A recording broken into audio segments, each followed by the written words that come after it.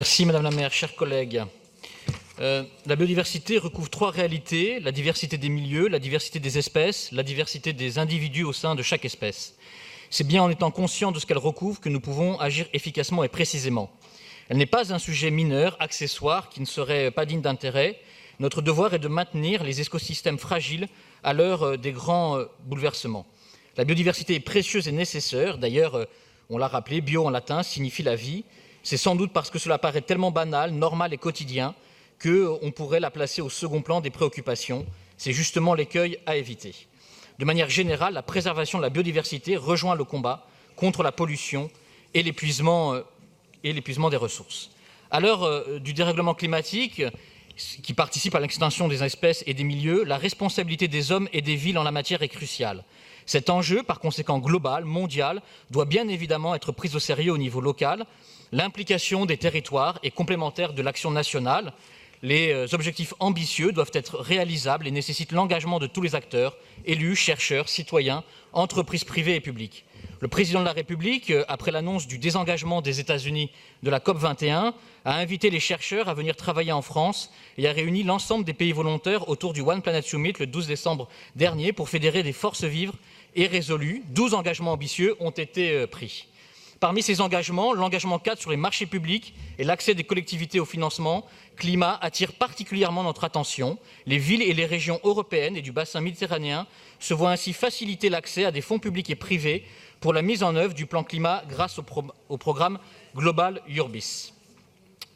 Et je tiens à rappeler que la biodiversité n'est donc ni une tare ni un boulet qui nous empêcherait d'accomplir ce que nous souhaitons. Au contraire, la biodiversité est une richesse qu'il ne faut pas simplement préserver ou valoriser, mais développer en lui installant des espaces dédiés et favorables, mais aussi en l'intégrant dans les projets urbains en tant que tels, parce que c'est évidemment important de penser la ville en la prenant en compte. Et je tiens à saluer aussi le travail de Jean-Louis Missica de ce point de vue-là, qui a voulu à chaque fois que nous prenions en compte la nature dans les projets urbains. Entre une perspective cartésienne dépassée où l'homme serait maître et possesseur de la nature, mais aussi une vision parfois idyllique qui isole la nature, qui la sanctualise, la sanctifie en tant que telle. Il y a une place pour une biodiversité pensée comme intégrée, ouverte, partagée.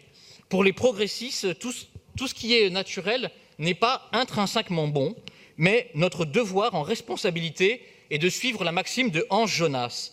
Agis constamment en sorte que les conséquences de ton action demeurent compatibles avec la persistance d'une vie authentiquement humaine sur Terre. Ces mots résonnent. Ils nous rappellent que l'homme est en mesure de s'autodétruire et d'entraîner avec lui le reste de la vie. Cet impératif catégorique nouveau doit donc nous aider à voir plus clair dans les choix que nous faisons.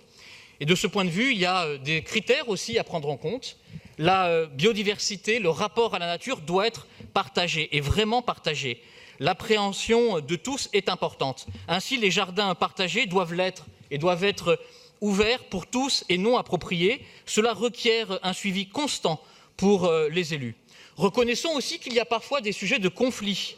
Le lac Doménil l'a montré. On parle de la luminosité, mais parfois les mêmes de ceux qui réclament la luminosité en moins, évidemment, dès qu'il y a des problèmes de sécurité, réclament qu'il y ait davantage de luminosité. J'ai bien connu ce sujet. Et puis, il y a parfois des conflits entre des jardins qu'on veut comme des corridors et des habitants qui ont envie d'avoir accès à des jardins et d'en profiter. Je me souviens d'un cas, notamment dans le 20e arrondissement. Il faut donc être transparent et mettre sur la table les impacts, les choix à faire et le rapport, évidemment, entre cette nécessité de maintenir la biodiversité et aussi la vie dans une grande ville. Et à cet égard, je pense que nous devons penser à l'échelle de la métropole.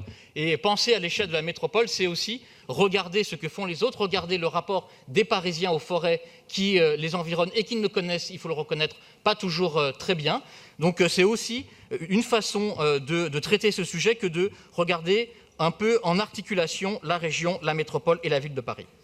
Sur l'évaluation, la page 103 et suivante des rapports, ainsi que les pages sur les ateliers, proposent une évaluation et un bilan du plan précédent. Reconnaissons que le tableau qui fait 7 pages est un peu cursif et n'est pas facile à lire. Et moi, je partage de ce point de vue la remarque de ma collègue Laurence Goldgrab sur le fait qu'il faudra insister davantage sur l'évaluation pour ce plan, mais je voudrais saluer le travail de Pénélope Comitès parce que piloter, superviser un document de 150 pages, je vois ce que c'est, je connais sa méticulosité, je sais qu'elle a regardé ça de près, ligne à ligne, et c'est un travail absolument incommensurable qui a été là accompli, mais pour autant nous pouvons toujours nous améliorer et nous pouvons notamment renforcer la partie, je pense, évaluation pour les années à venir.